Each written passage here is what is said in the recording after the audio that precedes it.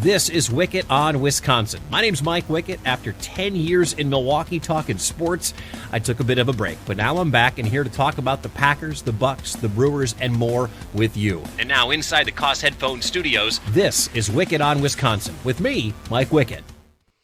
All right, so we're going to get to some Badger football coming up in just a bit. We will definitely do that because the Big Ten is back. But before we do, I want to get into the Green Bay Packers and one final look back here on the podcast at the national embarrassment that was America's game of the week, the Packers and the Buccaneers, and then get into the Packers and the Houston Texans and talk about a lot of stuff going on. Peter Bukowski joins me. You can check out his podcast, Locked on Packers. You can read his work at acmepackingcompany.com and about 10 other places. Peter, appreciate it. It's bad when the Packers lose. It's bad when the Packers get embarrassed. But when it's the Joe Buck, Troy Aikman game and the only other option was Jets-Dolphins, this was bad. Well, it's not like any Packer fans were going to turn off this game and go watch Jets-Dolphins anyway. I don't think it would have mattered. And it does, I think, make some fans long for the halcyon days when you could actually sync up your TV and the radio broadcast. This was something we used to do when I was growing up. You'd mute the TV and you'd have Max McGee and why am I going to forget who the other Jim Irwin on the radio call, and that was the best because it was almost perfectly synced. Then of course TV went to the delay for a number of reasons, and you don't get to do that anymore. So yeah.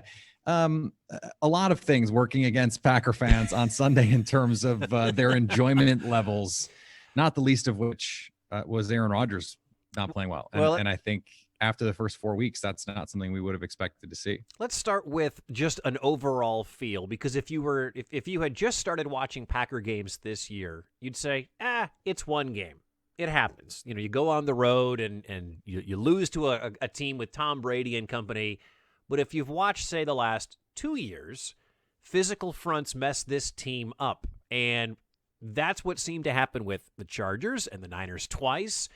Is this a one-game thing in 2020, Peter, or is this a continuation of a trend we saw where the Packers got out-physicaled over and over last year? I have heard this argument. I don't know that I would agree that they've been getting out-physicaled. I think a lot of times we see teams get beat in terms of pass rush especially and say, oh, they got out-physicaled. I don't think the Chargers out-physicaled the Packers when they got after Aaron Rodgers with four-man rushes. It's just the case that Melvin Ingram and Joey Bosa are really, really good pass rushers. And it's not just pure strength. It's not that they just overpowered. Brian Bulaga doesn't get overpowered by anybody. David Bakhtiari is not getting overpowered, but they can get beat. And I actually look at this game and think the speed was what gave the Packers a bigger problem. There was a really smart approach by Todd Bowles, and they were really aggressive. And I know that concept defensively is foreign to the Packers this season and was a little bit last season because they don't bring pressure. They're at the bottom of the league this year in terms of the pressure that they create. And Mike Patton in 2018 was in the top 10 in terms of his pressure calls. I don't think it's that they're getting out physicaled. I think you look at the 49ers game and you say, okay, they got out physicaled in the run game. I think you can make the case that happened. That's not why they lost the first game. So I take issue with that part of it. It is concerning that when they lose by 1 million. It's all gas, no brake, both ways. Right. Exactly. And so it makes my job easier writing off the game because I can file my story in the third quarter. But it doesn't, I don't think it creates some questions about, okay, where is this team deficient? Because it was game plan, it was execution, it was everything, and then effort level. And as Aaron Rodgers said, and a number of players said, you have to take a look in the mirror when this happens, when you get your ass kicked. Yeah, that was one of my favorite comments. We needed an ass kicking. I don't see, and a lot of Packer fans will say, and I see the Twitterverse, and I see the social media, and I see what's on your website from fans, and it's like, well, they can beat up on the Lions, they can beat up on the Vikings, they can beat up on the Atlanta Falcons, but they play a good defense, and Tampa is a very good defense. then what can Green Bay do? If they played this game again, let's say 2 weeks from now, is the outcome similar to 38-10? I think this is when you start to think about what Aaron Rodgers said. You know, he said this is an anomaly, not the start of a trend. When I look at this game, I think he's right, and I think that for a number of reasons. But if you look at, you know, late into the game, things got a little out of control. The Packers let the Bucs run on them a little bit, but Tampa Bay scored 38 points, averaging under 3.5 yards per carry. The run game defensively was actually pretty good. And you start to think about it and you go, wait, what really happened that the Packers gave up all these points? Well, 7 came off a pick 6. Rodgers never throws those. Not only does he not throw interceptions, he never throws pick 6s. Another came off an interception return to the 2. So that's 14 points. Then you have a pass interference call on Josh Jackson on a 3rd down, by the way. And that sets up another touchdown. It's 28 points. The Buccaneers didn't play great offense. They made a couple plays and they did what their defense allowed them to do. Take away those turnovers. I know you can't, right? That's not how this works. Yeah. Other than that, how was the play, Mrs. Lincoln, is sort of how we're looking at this. I know, but you know, if the gun jams, the world is different, right? And so I think that's the situation that I'm looking at this team going play to play, especially defensively. They didn't play poorly. It was offensively that they had issues, and they weren't ready for this linebacker speed and the pass rush. You can't expect that a team that was playing, and especially the offensive line, which had been the best in football to this point, they were all bad. Everyone was bad, and the plan was bad. So you put that stuff together, and Rodgers was off. It's anomalous that you're going to put all this stuff together. It was a Murphy's Law game. What is the trend with Matt LaFleur's teams that they don't lose by 2? Well, what is this in a year and a half now? If they lose, I mean, it's a third quarter find out what else is on situation. Like, is that an in-game adjustment kind of thing? I mean, what's the low-hanging fruit fans are pulling on this week to talk about the second half embarrassment in the 5 losses now for Matt LaFleur in Green Bay? It is playing from behind. This offense does not do well playing from behind. Which is weird because they have Aaron freaking Rodgers and a guy who there's nobody else in the NFL outside of maybe the guy in Kansas City, down 6 with 40 seconds to go with the ball on the 7. There's nobody in the NFL I'd rather have playing from behind in that moment. The difference is, I think, well, first of all, down 6 is different than down 20. So you have to get to that point where you're not down 20. And also there is some small sample size here, right? I mean, they've played 22 regular season games with Matt LaFleur and lost 4 of them, 5 of them, whatever it is. So 4 of them, I think, right? Mm-hmm. And so football is an exercise in small samples. You know, the 49ers game, that game was close early on. And the Packers defense was holding, and the Packers offense just couldn't get anything together. And all of a sudden the dam breaks. And, you know, Philly, that was a close game right up until the end. So we can't forget that was a close loss that came down to 2 goal line plays that certainly could have gone the other way. So now we're really talking about 3 games and then the NFC Championship game. So I don't know that there is a trend really. I think they ran into a team that played a lot better than them that day. And the reality is you're going to lose some games and teams are going to outplay you. And the margin, the more I've watched this games very closely, the more I've studied it and more that I've, you watch the all 22 and all that stuff, you realize that every game comes down to about 5 plays. The difference between winning by 21 and losing by 21 is 5 plays. And the teams that make them win and the teams that don't. And if you make 3 of the 5, then you probably win close. And if you make all 5, you win big. That close. Peter, there was always a trend when Dom Capers was the defensive coordinator. It was always fire Dom. Fire Pettin is now popular in Packers fans circles and on Packers Twitter. How much criticism should Mike Pettin be getting for that effort? I think should Fire Pettin be trending? No. There is time to turn this around. There have been a lot of studies done, data studies about defensive performance. Defensive performance is really more about the teams you're playing than anything you're doing. And there is very little correlation between what a defense looks like in the second half of the season compared to what they look like in the beginning of the season. Just ask the Kansas City 49ers. Chiefs that question about last year. They were horrendous in Spag's first year. And the 49ers were year. all-time great in the first 8 weeks. And the second 8 weeks, they were a good, not great defense. So, I think when you look at what the Packers were last year, top 5 in pressure rate, they were top 10 in passing defense. Everything is the same player personnel wise. They're still top 10 in Pro Football Focus's coverage grades. The difference is the pass rushers aren't doing what they did last year. That's not Mike Pettine's fault. It's not Mike Pettine's fault that Preston Smith is playing like Jamal Reynolds. And it's not Mike Pettine's fault that Kenny Clark has been hurt for basically the entire year. So you have to give that some time. Now, I don't know that you can justify the game plan staying the same. At a certain point, you need to understand, okay, Preston is not the same guy right now. And Kenny Clark is out. And Kingsley Keke is a nice player, but he's not Kenny Clark. And Za'Darius Smith is doing really well rushing along the interior, but he's not doing nearly as well on the edge. So there need to be things that you can do to manufacture some pressure, amp up that blitz rate. We just saw Todd Bowles say, Aaron, we know if we pressure you, you will play worse. We know Tom Brady, if you pressure him, he plays a lot worse. And Mike Pettine decided, pressure. Well, who needs it?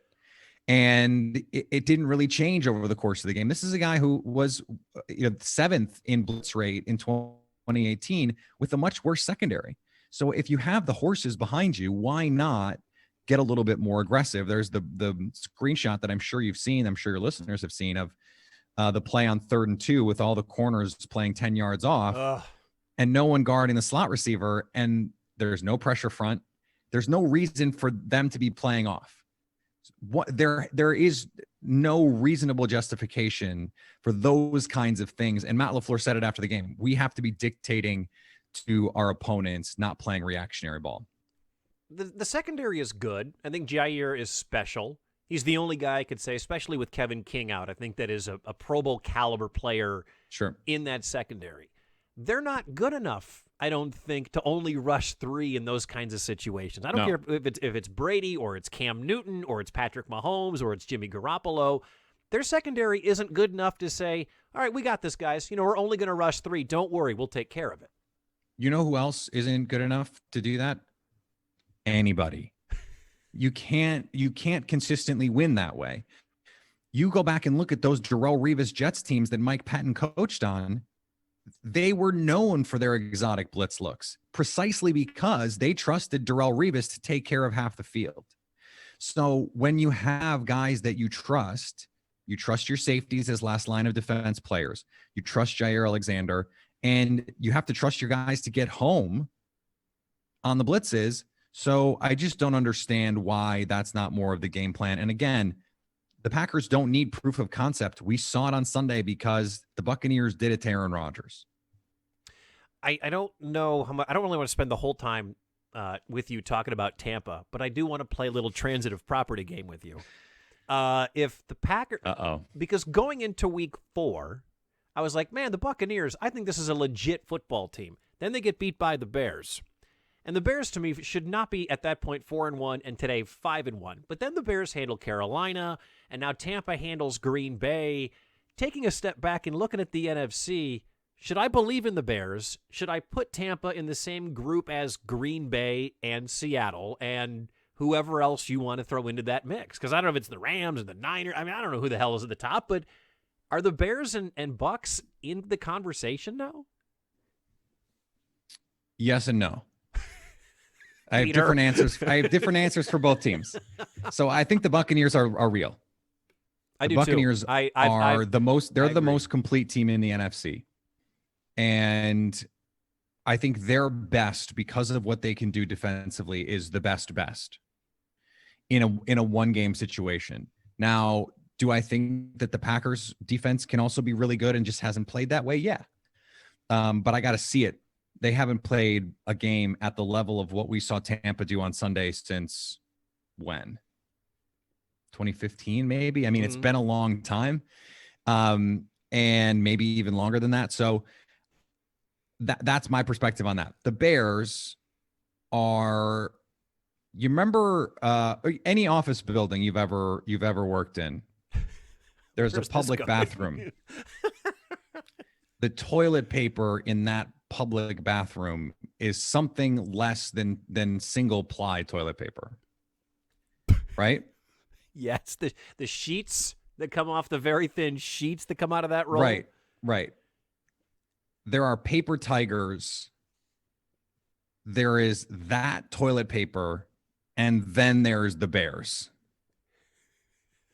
We talked about the worst 13-3 team in history.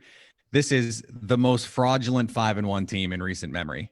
They are not a good football team. They're not even above average football team. They have a good defense and a wildly inconsistent offense. They're paper tigers. They're toilet paper tigers. I want to move on to Houston because that's hilarious, and hopefully people will be reading your stuff at Acme Packing Company and your podcast when it's Bears Week, the podcast Locked on Bucks. I do want to get to Houston real quick because here comes Merciless, here comes Watt, here comes another potentially ferocious front. Did Green Bay learn anything? Can they apply anything they may have learned in the Tampa game to Houston? You know what's really interesting is the team that the Texans just played is the team that Matt LaFleur happens to formerly coach. And Arthur Smith, the offensive coordinator in Tennessee, is basically calling the Matt LaFleur offense. This is the same bones. It's the same concepts. It's the same base plays. Houston couldn't stop them. Now, I know Derrick Henry is a thing, but Green Bay's offensive line is better than Tennessee's. Green Bay's quarterback is better than Tennessee's. I don't know about the receiver group. I mean, A.J. Brown and Corey Davis, I guess with no Allen Lazard, you'd probably lean Tennessee, but it's probably pretty close, right? So I don't see why the Packers don't score 30 in this game. Yeah, the Texans front is really good. J.J. Watt, Whitney Merciless, you mentioned. The interior, though, is soft. The linebacker group without Benardrick McKinney has been a problem. And the secondary is not very good. And so unless J.J. Watt decides to single-handedly take over this game, I just don't see how Green Bay doesn't score 30+. Can they keep Deshaun Watson from scoring 30+? I mean, so far, Will Fuller has been healthy, which means everybody else can, Brandon Cooks has been making plays lately, Randall Cobb. It's kind of fun to see his name pop up every now and again, even though I'm always playing against him on fantasy when he scores. There are some guys that are making plays. David Johnson, I mean, he's been kind of useless since that horrible trade. Can they keep that offense from scoring 30? If there's a week for this pass rush to get off the schneid, this is it. Because this is an offensive line that is better than I think it gets credit for, but they're still, I think, 30th in adjusted sack rate. Deshaun Watson holds the ball, even if the offensive line might win some matchups. So you got to keep that effort alive. Someone like Rashawn Gary, who is all effort. I mean, I think this is when you'd want to see that pass rush go a little crazy. You want to see Zadarius Smith more playing inside. You want to see Kenny Clark start to return to form a little bit. And you can't give up big plays. Matt LaFleur said in his press conference on Wednesday, that the Texans lead the league in explosives in the passing game. Green Bay's whole defensive philosophy, if you're not going to pressure anybody, you better not give up big plays. And Green Bay has done a really good job of doing that, of forcing teams to drive the length of the field. They're going to have to force Houston to do that, because if you start giving up big plays, that's when you become really vulnerable to what Deshaun Watson can do. He's a special player. Is that the scariest part of this offense? Is it throwing the deep ball? Because Will Fuller, when he's healthy, I mean, I heard a great line about Will Fuller. If he's healthy, you start him in fantasy because he is that dangerous of a weapon. You have to. And Brandon Cooks can get down the field. Kenny Stills can get down the field, and Randall Cobb is still out there doing stuff from the slot, being that security blanket that you need. Now, luckily, Green Bay is notoriously bad dealing with tight ends. Houston not only doesn't have great ones, they don't throw to them that much. So it's not as big a deal as it would otherwise be. Although at the same time, I would have said that going into the Tampa Bay game because Rob Gronkowski passed away in 2016. And yet there he was out there making Spiking plays. the ball in the end zone. Right. Now, part of that was Tom Brady made some beautiful throws into coverage when he was covered, the touchdown, especially Adrian Amos in perfect position. It's just a better ball. Sometimes that's going to happen. So this has got I think this is going to be the game that we thought last week was going to be, where it's going to be a 38-35 kind of thing, and a lot of points, just like this last game for Houston. It's the only way they can win any game is to win 38-35. So it has to be that kind of game, I think, for Green Bay as well. I want to get you out on this. I saw you tweet something out about Jamison Crowder. There have been rumors about A.J. Green. I even speculated with my zero source information about Julio Jones. Is the idea of actually going out and acquiring somebody before the trade deadline in a couple of weeks, whether it's a receiver or not, is that a real possibility for Green Bay? I think it is for this reason. They are more likely to be a Super Bowl team this year than they were last year at this time. And they were on the phones trying to make trades last year. They went after Robbie Anderson and weren't able to get it done under the deadline. We know in the offseason, they went after Emmanuel Sanders and tried to get that deal done. They were unable to do it. So I don't know that A.J. Green makes sense just from a pure financial standpoint. It's a lot for a receiver who has not produced nearly at all this year. I like the idea of Jamison Crowder because you can pay half that base salary for the rest of the year, a little more than half, and then move on from him after the season with very little contract penalties. Remember, the 2021 CBA is probably going to have a very low number, and that's going to put Green Bay in a perilous financial situation. It's another reason I like the idea of, if they can, swinging a deal for one of the players they're going to see on the other side of the field on Sunday.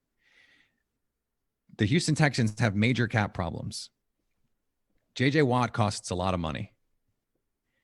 And it costs them this much. Costs absolutely nothing for them to trade him. There's no dead cap. There's no guaranteed money left on his deal. Green Bay would pay something like $9 million the rest of the year. And then at the end of the year, they can cut him without incurring any penalties, or they can rework the deal now. They can rework the deal later, extend him, and now he's someone that can come in and help your team, even if he's going to have injury problems, and he probably is. Imagine a defensive front where you've got Kenny Clark, J.J. Watt, Zadarius Smith, and Preston Smith all coming after quarterbacks. Even if Preston Smith is doing his best Jamal Reynolds impression, you still have to account for him, and you can't double team everybody. So that's something that I would look into as well. Those are the Crowder and the Watt ones are the big ones. I think they're needle movers for Green Bay. Some of the other ones are just sort of flyers, you know, the Dante Pettis, the John Ross, those things. I don't know if Matt LaFleur would be interested in taking a player that his former colleagues and friends think is unplayable. Why am I taking John Ross if Zach Taylor doesn't think he's worth playing? Why am I taking Dante Pettis if Kyle Shanahan and my brother don't think he's worth playing? It seems like a weird thing to want, right? Hey, my friends dumped this girl. You know what? I'm going to date her. She's great. Yeah, bring her on in. Could they do both? Could they do a receiver and somebody on the defensive line like Watt? Could they do Crowder and Watt, or is it going to be one or the other? Yeah, you'd have to do a lot of restructuring to make that work. So the short answer is you can do whatever you want. Hey, I mean, Patrick Mahomes got $1 billion, and Chris Jones got like $100 million. And it's just money. They only had like $12 worth of cap space in Kansas City, but they figured it out. It's only numbers on a page, and Andrew Brandt is always quick to point out that if you want to sign a player, you can always do it. There's always money in the banana stand, and if you want to rework Devontae Adams, rework Devontae Adams. If you want to, you can accelerate bonus, and then you turn money, you turn base salary into bonus, and now you can spread that money out. It gives you a little bit of cap relief in the short term. There are ways to make it work. I'm trying to just do like back of napkin math in my head here. They would still have to clear $4 or $5 million on the cap this year to make Crowder and Watt work. but it's not impossible. It's certainly not impossible. So it's something that I think they'll search out every avenue. Whether or not they do anything, of course, is going to be based on what it's going to cost and, their appetite for doing it. I don't think they regret not giving up what it took to get Mohamed Sanu and Emmanuel Sanders last year. I wouldn't regret it, not making those moves. So I think they'll have a figure in mind, a value in mind, and they'll say, this is what it's worth for us. Take it or leave it. On the way out, I want to ask you this. I know you had a baby during the COVID pandemic. How is life being a dad? It's great. It's the best. Theo is 5.5 months now. So we're getting some personality, some sounds. He's sitting up. He's sleeping through the night, which is great. Wow, although you just jinxed it. Just saying. Well, he didn't this morning. He woke up at about 6 this morning. But he is a very good baby. He's a very sweet kid, and it's a hard job, but it's a rewarding job, as you know. And so it's everyone asks me, how is it being a dad? And I just say it's the best. It really is. Well, Pete, thanks for coming on, man. I appreciate it. You are the first 3-time guest in the history of the Wickett on Wisconsin podcast, so I appreciate it. Maybe we'll get you back on during Bears Week for you to give us more toilet paper analogies about the monsters of the Midway. Thanks for coming on. They better stop winning then. Right? Like I'm legitimately, they're going to be like 9-1. I'm going to be like, okay, maybe I have to the take schedule. them. Look at the schedule. The next 5 weeks, they could legitimately be 1-4, 0-5. So hope so. Take care, Pete. You too. My thanks to Peter Bukowski for joining me. We will switch from the green and gold over to the cardinal and white, because for the first time, we are going to get some Big Ten football joining us right now to talk about the Wisconsin Badgers from BadgerBlitz.com. Follow him on Twitter at the Badger Nation, and his name is Ben Worgull. Ben, thank you for coming on the podcast. I appreciate it. I'm not sure if you remember the last time you and I spoke on this particular podcast. Who knows anymore? Just every day, it's a new day. It feels like we've been quarantined for about 5.5 years. It's just good to see you, Mike. You doing okay? I'm doing very well, Ben. Here's how long it's been. Okay. When you and I last did this podcast, COVID wasn't a thing. They were getting ready to play, which seems like 30 freaking years ago. The men's basketball tournament, yeah. And you joined me when Wisconsin was getting ready the day before their first Big Ten tournament game, and there was still going to be a game. I think Michigan and Rutgers was still on when you and I last spoke. So safe to say, a lot has happened since the last time you and I had a chance to talk. So we were the straw that broke the Big Ten's back. So by doing this, Wisconsin, Illinois on Friday night is going to be canceled and the season's going to be done. That's basically the trend that we're going on here. Yeah, pretty much. Okay, fair enough. What did you make of the Big Ten and their handling of the coronavirus and the football season? Well, from a Big Ten standpoint, they were being very cautious, and they wanted to make sure that they weren't putting any students, faculty members, fans in harm's way. And the big thing with them was the contact tracing. At the time they made the decision, they didn't have the tools that they felt would ensure that everything would be safe. So from that perspective, I understand why they made the decision. I thought that they made the decision way too early. I thought that when they released their schedule, they were very aggressive with the scheduling, that they wanted to start in the beginning of September, unlike the rest of college football, which started mid-September, or like the SEC late September. And so when they made that schedule, I think they painted themselves into a corner for information that they didn't have. And that's part of the reason why less than a week, I think it was like 5-6 days, something like that, that after the schedule was released, they canceled the season. So that was bad PR. Kevin Warren, who's been dealt an extraordinarily tough hand in his first year on the job, taking over from Jim Delaney, probably didn't do himself any favors by the lack of transparency that I think a lot of people in the Big Ten, not just the media, but players, fans, coaches, parents, all want to hear an explanation as to why, what steps were taken. I mean, we didn't even get really the result of a vote from the Big Ten. We had to find all that out secondhand. So in that aspect, I think the Big Ten kind of fumbled this whole process, but I give them credit for not maybe bowing a little bit to public pressure to try to figure out how to make this work somehow, some way, and to get the tools that they need to have a very rigorous testing program that they feel is the most comprehensive testing program in college sports, maybe even in all of sports. I will say this, though, with all of the things that have come up here over the last several weeks of games being canceled, the Big Ten trying to play 9 games in 9 weeks is very aggressive, and they wouldn't be in this situation had they just maybe given themselves a little bit more time at the front end, because now they're really, they need everything to go right and then some to get the season to go off without any cancellations. Yeah, it does feel like there just was a lot of knee-jerk, we have to react to this now, whereas maybe some pause along the way would have been better for the players, for the coaches, for the universities.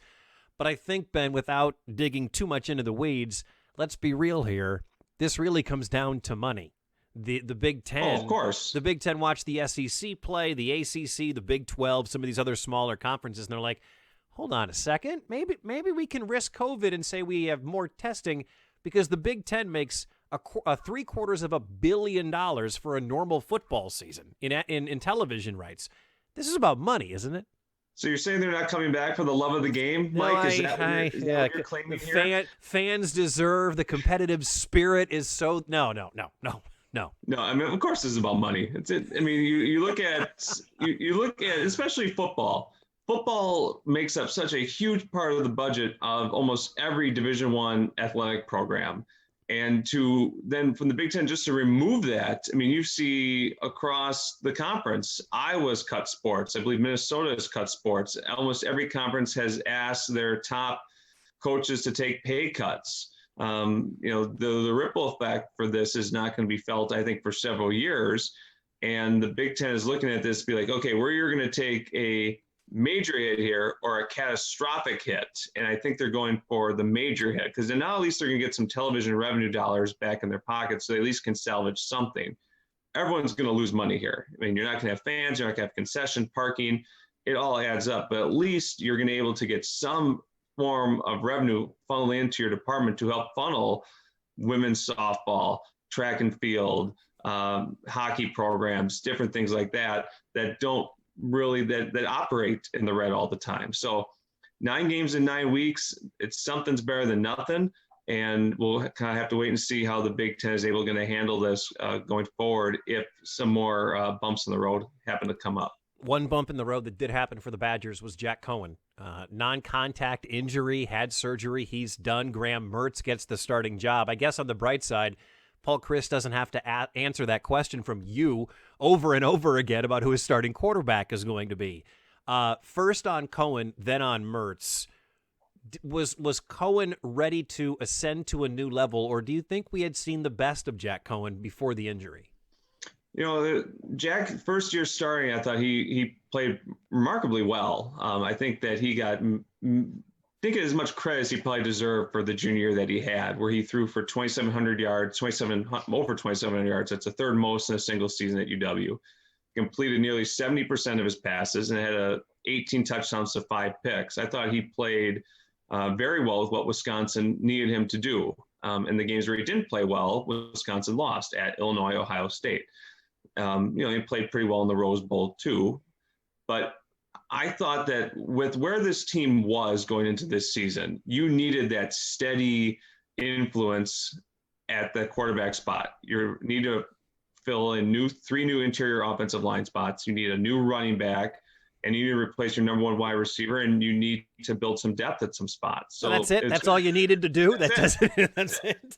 So quarterback was really, I think, the least of their concerns. Now, had we had spring practices in the whole summer, I think maybe that quarterback competition would have been a little bit more realistic in fall. But I think Wisconsin went into fall camp knowing that Jack Cohen was going to be their guy. And now to have him lost here with foot surgery for an indefinite period of time, that certainly is concerning to this team, but it happened early enough in camp where you've had time to get Graham Mertz up to speed. And we've talked to Graham once during camp over Zoom. And I tell you, he's a competent individual for being a redshirt freshman with only 2 mop-up games under his belt. He feels that he has the tools to lead this offense. He certainly has the moxie to lead this offense. And talking to players who have been in the offensive huddle with Mertz, they can rely, too, that he has grown more competent over the last several practices working with the starting offense. So it's going to be a new look offense, so you might as well have a new look quarterback under center, too, for the Badgers. Why'd he pick Wisconsin over all the other big schools? Higher notoriety, I guess, from a national recruiting standpoint. Why'd he pick UW over anybody else? He cited the fit in the relationships. Wisconsin was one of the first schools to offer him. He's incredibly close with offensive, quarterback coach John Bunmeyer, offensive coordinator Joe Rudolph, and of course head coach Paul Chris.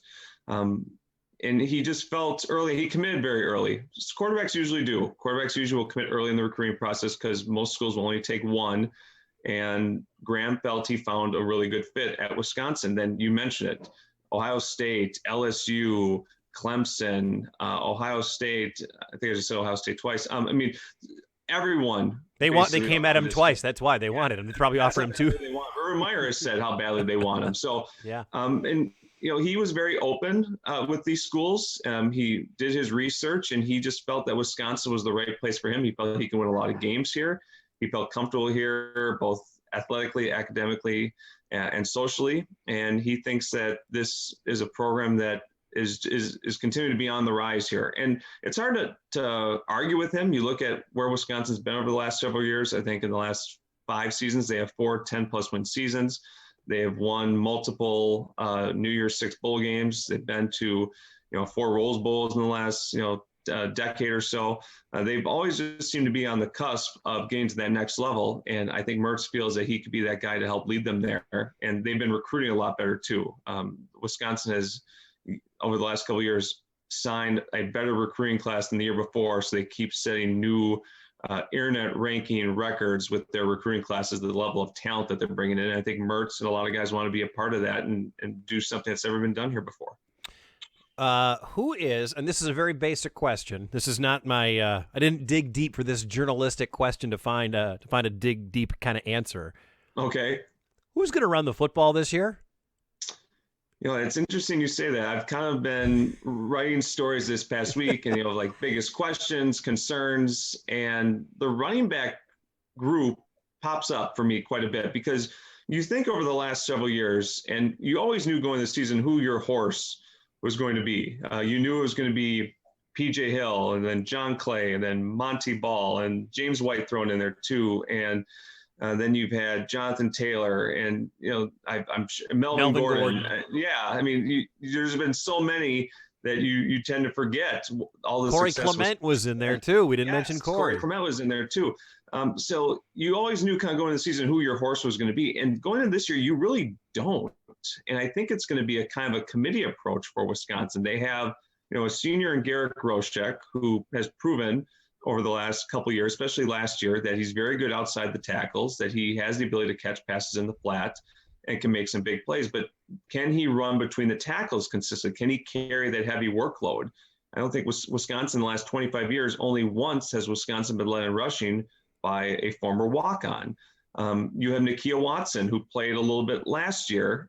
He's more of a bruiser. He says he loves watching Ezekiel Elliott of the Cowboys, says he kind of tries to emulate him. Now what happened the other night, he fumbled twice on Monday night. You don't want that to happen. Power between the tackles, doesn't have that really breakaway speed. Can he be someone who can, like what Jonathan Taylor did so well, break things out on the edge and get those big chunk plays? And then Wisconsin's number 3 back is Isaac Garendo, who was a wide receiver last year. Now, they really like Jalen Berger, who committed back in January and has since enrolled as a true freshman, but it doesn't seem like he is going to be ready to have that major role that he originally kind of set out to be. So it's going to be a committee approach. It's going to be interesting because we in the media haven't seen fall camp. What we've seen is what they post on social media, which isn't a lot. So we're going to kind of find out Friday how this 3-man running back group is going to be attacked, how reps are going to be split, and kind of how they're going to attack an Illinois defense. Same question. Instead of who's going to run the ball, who's going to catch the ball? Now that Quintez Cephas is catching balls from Matt Stafford. Well, Wisconsin has two seniors at the wide receiver spot in Danny Davis and Kendrick Pryor, two guys that play a lot of games for Wisconsin over the last several years. But I will also say these two guys are coming off pretty disappointing 2019 seasons. They each had great 2017 seasons. Danny Davis had the 3-touchdown game in the Orange Bowl. Kendrick Pryor really came on that last month of the season after Quintez Cephas broke his leg. So both players were huge down that stretch during that 13-1 season for Wisconsin. Both kind of saw a slip back in 2018, but a lot of that had to do with the lack of consistency at the quarterback spot. Last year, you had Cohen for every game, like I said, completed nearly 70% of his passes. Both players under 275 receiving yards on the season. Both rarely found the end zone through the air. Now, obviously, Cephas took a lot of those catches away because he played so spectacular last season. Jake Ferguson as well. But still, there has something to be said that both players were healthy throughout the majority of the season, especially in Big Ten play, and never really made that tangible impact. Well, now they need to make that impact because not only do you lose Quintez Cephas, you lose A.J. Taylor off the slot. So there's two of your senior leaders from that position that are going to be gone. And then you look behind them, there's been kind of a disconnect with having the successful recruiting at Wisconsin at the wide receiver spot. They took some flyers on some kids that have not panned out. So after Davis and Pryor, you really have to go down a bunch of classes to some really young wide receivers that are trying to make their mark. Guys like A.J. Abbott and Taj Mustafa and Stephen Bracey, all guys that have only been in the program for just a couple years and really haven't seen a lot of meaningful reps yet. So Davis and Pryor need to be the guys that are going to carry this offense because, like I said, if you don't have a good passing game, they're going to load the box.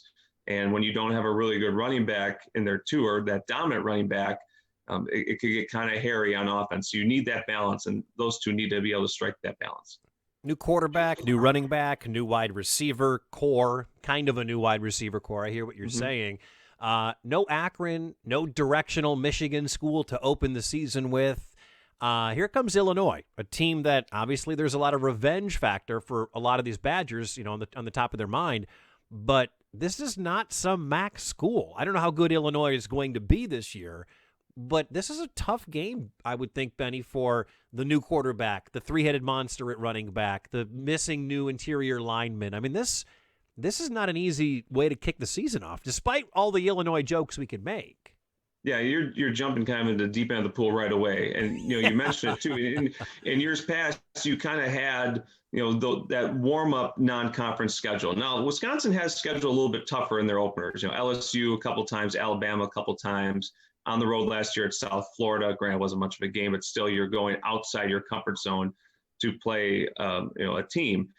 This year, you're going right into Big Ten play, like you mentioned. And this Illinois team beat up on Wisconsin last year. This Illinois team forced 3 turnovers, 2 in the fourth quarter, that ultimately led to Wisconsin as a 30-point favorite, losing the game in Champaign. This Illinois team returns a lot defensively, especially along, in the secondary. The defensive line has got some playmakers on it too. This is a very good defensive unit. They have a veteran quarterback back. They've brought in a lot of transfers over the last 2 years. They're going to make an instant impact, especially at tight end and wide receiver for them. So this is a good Illinois team. It's not an Illinois team that we've seen over the past couple of years that just absolutely was horrendous. This is a team that made a bowl game last year for the first time in 5 years. They had some big wins on their resume, including the win over Wisconsin. So Wisconsin's favored by 20 points, and I know Illinois looks at that and says, "Hey, we beat these guys last year, and we're still a 20-point underdog." They're going to play that disrespect card as well. So this will be a tough game for Wisconsin on Friday night. This will not be the directional Michigan teams that we've been used to seeing. I'm not a bettor, Ben. But if I was to bet your paycheck on this game, I'd put my money down on Illinois plus 20. I think Wisconsin wins, but anybody in the Big Ten, week 1 plus 20, maybe not Nebraska and Ohio State, but that's a disrespectful number. Speaking of betting, Wisconsin's the odds-on favorite to win the West. Should they be? Yes. No doubt in your mind that they are the best team on paper in the West. Yeah, easily. And it's because of their defense, Mike. I mean, we've talked a lot about all the problems offensively. Look at what this team has returning defensively. Every defensive line contributor from last year. You return every major every corner that you had last year. You lose Reggie Pearson, who hasn't been medically cleared, who played a lot and played a lot of really good football for Wisconsin. But then Scott Nelson, who tore his ACL in week 1 last year, is going to return. Eric Burrell is one of the best returning safeties in the country. He's going to be back. And, the linebacking core, you have Jack Sanborn on the inside, who played a lot last year, led the team in tackles. And you have Noah Burks on the outside. You need to find another starter at outside and inside, but there's some good young potential playmakers there. This is a very strong defensive unit. It might be Wisconsin's best defensive team in the last, 8-9 years. And there's been some really good defensive teams here that have come through, including last year's team. I think this team is better on paper than that group. So I think Wisconsin's going to be comfortable winning these low-scoring slugfest type games, and I think that's why they're the favorite in the West. I mean, they've had 7 years of the Big Ten West. Wisconsin's won 5 division titles. I think just every year, unless it's something really bizarre where Wisconsin has to replace the entire side of a unit, I think Wisconsin, you have to pick them as the favorite until someone can consistently show that they're a better program in that division. Well, hopefully they'll get in 2 months, if they are to, rack up a bunch of wins and they go to the Big Ten title game, odds are they're going to see Ohio State. Now, this is maybe not the best year to be breaking new players in if your end game is to beat Ohio State. Do they have anything for the Buckeyes? Should they get to the Big Ten championship game, or is this just the same routine we see every year where they compete, they win the West, and then they get their teeth kicked in by the Buckeyes? Well, they've been close to Ohio State the last couple of years. Obviously people are going to remember the Big Ten title game that they lost 59-0, which was, I can't remember how long ago that was. It feels like eons ago. Was that Cardale Jones? The last was couple he years, the quarterback of that team? I'm sorry? Was that Cardale Jones, the quarterback of Ohio State? Was he? Yes. Yeah, God. Yes, where Cardale Jones was the number 3 quarterback. And we all foolishly thought, Wisconsin's playing the number 3 quarterback at Ohio State. This will be over quick. It was over. It was over in the first quarter. It was over very quickly. And then Ohio State won the national championship that season. Yeah. So, I mean, that turned out to be a pretty good Ohio State team. This Ohio State team looks insanely good. And so when you're comparing it right now on, October 21st, Ohio State is kind of here. Wisconsin's here, and everyone else is all the way off the screen. Yeah. So Wisconsin's got a lot to figure out before then. For them, this is kind of a tough opening stretch for the Badgers. After this game, you have to go to Lincoln in week 2. Then week 4, you probably have your toughest game at Michigan. So there's going to be some tough games early for Wisconsin. And so we'll kind of find out what this team's all about. If they cruise through these first couple weeks, maybe this is going to be a situation where Wisconsin maybe is going to close the gap a little bit. We've seen the Badgers hang with Ohio State. We haven't seen them play a good fourth quarter game against Ohio State. They haven't beaten the Buckeyes since 2010. At some point, it's going to happen. It'll be interesting to see if we're talking about a potential Wisconsin upset, come December 19th when these two teams may play in Indianapolis. What is Coach Christ saying about the response to COVID-19? Wisconsin is the epicenter in the country right now. I know it's more so a little northeast of Madison, but the state is doing terribly with COVID cases, yes. ICUs, deaths, all that stuff. Has he talked about protocols? Has he talked about safety? What's the response from the coaching staff to playing amidst this pandemic? We talked to him a couple of weeks ago. He was asked this a couple of weeks ago, I should say, and he said that there's a plan kind of in place if he were to miss time, if a coach would miss time. But he says that the conversations are kind of evolving over time. They change from day to day, just like the testing numbers, just like the situation that we're in. So he hasn't really gone into detail about what would happen should he miss a game. I think if Paul were to miss a game, you would expect to see Joe Rudolph maybe become the head coach, the offensive coordinator, interim basis. Joe has done that before for Paul. After Paul took the Wisconsin job, Joe coached the bowl game. I can't see, like Jim Leonard doing it, or, Bob Bosted's got a lot of coaching experience inside linebacker. He could certainly do the job. Mm-hmm. It'll be interesting to see if that were to happen. In terms of player testing numbers, in terms of players missing games, Paul was asked about this week, and he declined to kind of go into any specifics. Or then he said that his team has done a good job with the current situation of trying to be smart, be safe, be healthy. And I'm telling you, Mike, it feels like as we sit today, it's going to be near impossible for the Big Ten to do 9 games in 9 weeks, everyone playing. You have to think at some point something's going to happen where there's going to be some type of outbreak where a game will have to be canceled.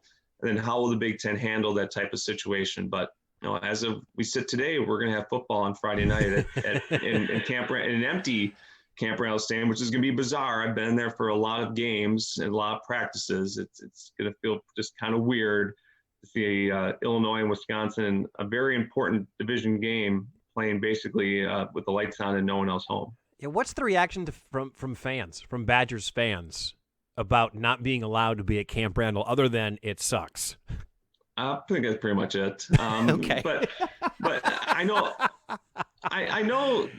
know from listening to Barry Alvarez talk and from the players, they admit that at a night game at Camp Randall, it's so special that the energy around the city that entire day is something palpable. That the energy before kickoff, the whole stadium is rocking, and it's a fun party atmosphere, especially for a season opener too. There's a lot of excitement and buzz in the air. The players are going to admit when they run out of the tunnel, it's going to be so weird. And Jake Ferguson, the tight end for Wisconsin, said that who's a Madison native, who's Barry Alvarez's grandson, he's been to Camp Randall hundreds and hundreds of times, said that for a scrimmage earlier this week, they piped in crowd noise and it just stunk. It did nothing for them.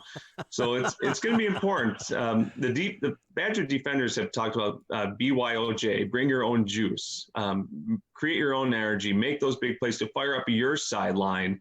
And you just have to kind of treat it like that. And, a lot of players from the NFL have kind of listened to comments and said that once kind of the game starts and you kind of get locked in, it becomes easier to kind of recognize there's no fans there. But for sitting in the press box 6 feet away from everybody, it's going to be a little odd. It'll feel like you're at Ryan Field, where there's nobody there anyway. So it's probably just the exact same thing. Someone joked about that we played at Northwestern, so we're used to playing in front of no fans, which is a little harsh. But that's mean. I think the worst game that I've gone to from a crowd attendance standpoint was a bunch of years ago at Purdue in November, where Purdue was bad. I mean, they were exceptionally bad. And it was rainy and sleet, and there was announced 24,000 fans. There maybe was half that there. And when Wisconsin was up by 3 scores at halftime, it turned out to be 2,000 fans were there for the second half. That's about it, but never with a big fat goose egg on there. It'll be interesting. Well, Ben, appreciate the time. BadgerBlitz.com. Read us fine work on Twitter at the Badger Nation. He is Ben Worgull. Ben, I hope you get to cover 9 games this year. Thank you so much for coming on, and I hope the next time that we talk, there's not another complete lockdown of the world in between our conversations. Sounds good, Mike. We'll plan on that. Take care. See you later, buddy. That's Ben Worgull. Joining me from BadgerBlitz.com. Well, there you go. You got your Packers conversation. We had a Badgers conversation. We had it all right here on Wickett on Wisconsin. So thank you so much for watching. Don't forget to subscribe. Don't forget to like. Don't forget to review. And please tell a friend about the podcast Wickett on Wisconsin. It's the way I can make this bad boy grow. So until next time, we'll do an instant reaction after the Packers game against Houston on Sunday. My name is Mike Wickett. Thank you for listening to Wickett on Wisconsin. Until next week, go Pack, go Bucks, go Brewers, and on Wisconsin. Thanks for listening to Wickett on Wisconsin. If you have any feedback or you want to reach out to the show, you can find me on Facebook, Mike Wickett Podcasts, or you can email MikeWickettPodcasts@gmail.com. And you can find me on Instagram and Twitter at Mike Wickett. Thanks to Silverman Sound Studios for providing the music for today's show. And you can find us anywhere you find your podcasts, including Apple, Spotify, and Google Podcasts. Until next week, thanks for listening to Wickett on Wisconsin.